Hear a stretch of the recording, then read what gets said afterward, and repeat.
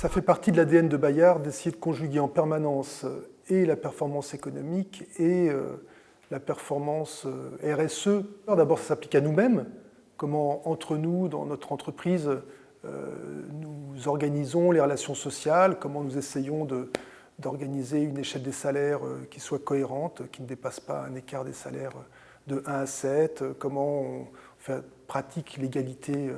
évidemment homme-femme, comment on fait attention à la formation, etc. Ensuite, c'est quelque chose qu'on essaye d'appliquer à tout ce que nous produisons, c'est-à-dire faire que ce que nous produisons ait un sens d'abord par les contenus que nous produisons, que ça participe de la transformation positive du monde, mais aussi par, j'allais dire, par la qualité même des produits que nous fabriquons, par les encres, les papiers, les emballages que nous utilisons. On a une chance à Bayard, c'est qu'on a un actionnaire qui ne nous demande pas de dividendes. Donc tout ce que nous pouvons gagner, nous le réinvestissons automatiquement dans notre entreprise. Et donc voilà, on essaie d'avoir une économie la plus simple, la plus saine possible et surtout la plus lisible et pour nos salariés et aussi pour nos clients parce qu'on leur doit des comptes sur la confiance qu'ils nous donnent en nous achetant régulièrement. Ce qui s'est passé là, pendant les 4 derniers mois, ça a été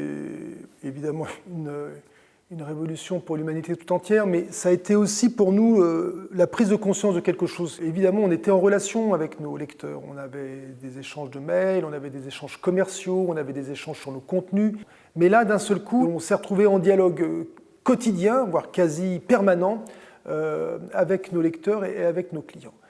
Et évidemment, c'est le rêve de tout éditeur, c'est de pouvoir être en contact permanent avec ses lecteurs, de les entendre et de réussir petit à petit à voir comment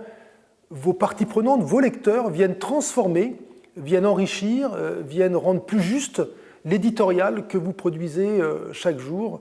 chaque semaine ou chaque mois. Et donc la question pour nous, c'est comment